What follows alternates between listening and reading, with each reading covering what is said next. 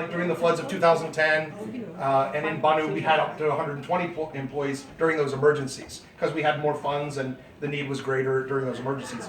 So the heat emergency in Karachi, the IDP's crisis in Swat, the one for North Waziristan. So we've responded to every disaster.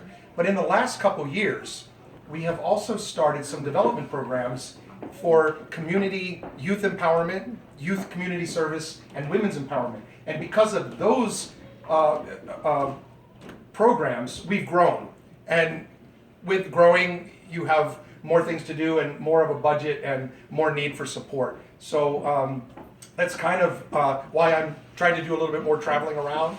I spend, if you look at my passport, it's been just about, there's been a couple years, like the year of the floods, the year of the Banu crisis, I was there for almost a whole year without coming back to the States. But on average, I have spent 4 months in Pakistan, 2 months in US, 4 months in Pakistan, 2 months in US for fundraising, usually in spring and fall because that's when the community can have fundraisers in certain cities that we have supporters.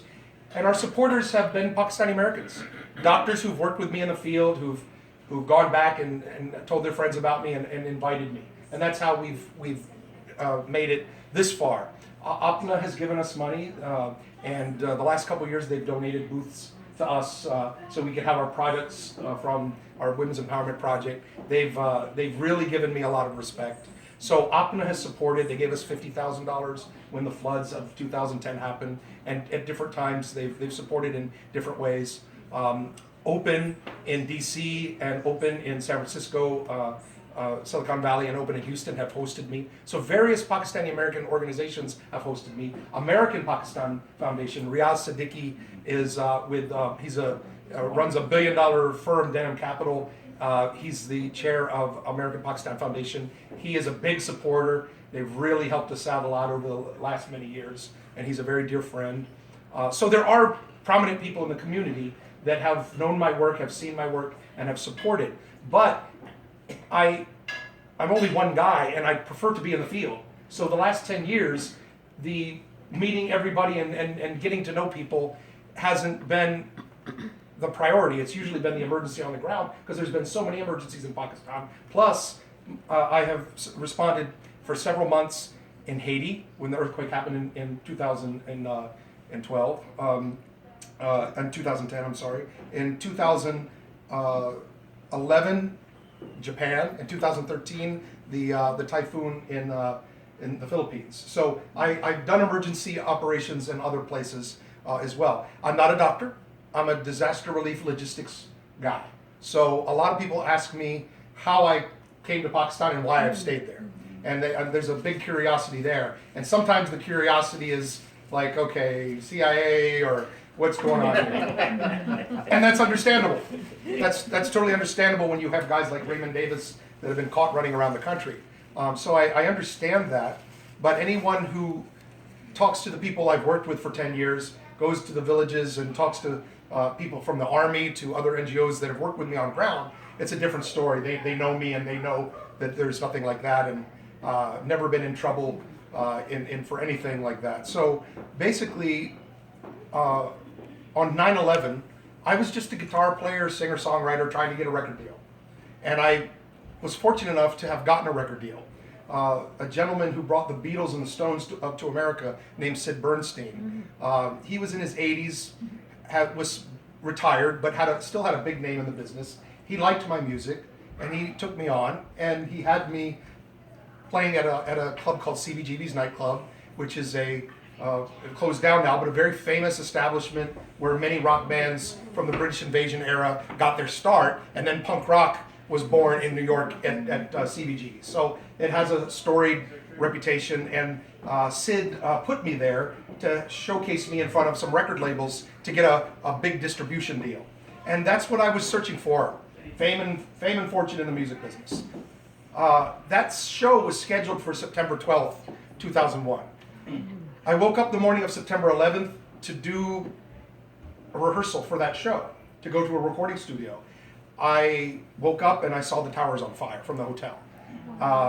From that moment on, I forgot about music as my calling.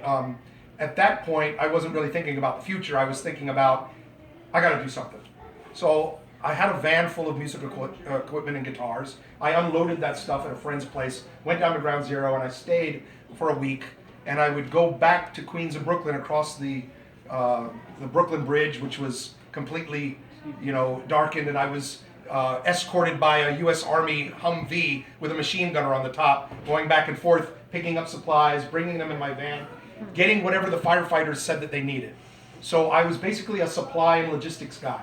What I learned at Ground Zero on 9/11 is that these firefighters and rescuers and guys that have the trained search and rescue dogs, none of these guys can be effective at what they're trained to do if they don't have a support system around them.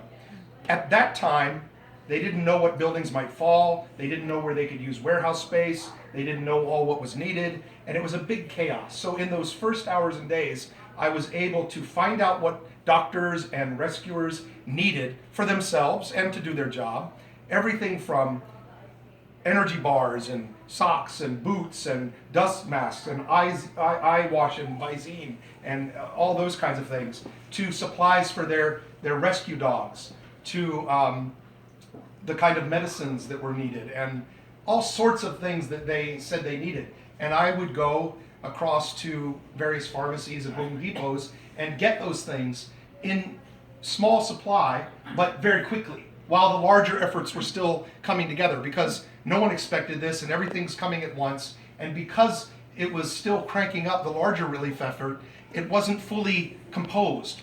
So yes, the second day was better than the first day as far as supplies and getting things. Third day was a little better than the second day, but it took a week to really get everything supplied, figure out what buildings weren't going to fall, where you could build a warehouse and start putting things in that were needed. So I was able, with a small van, to get a logistics and supply effort going, which was needed there. So it changed my life, and at that point I thought, the world has plenty of musicians, and they're not going to miss me. I would rather do something that helps people in need.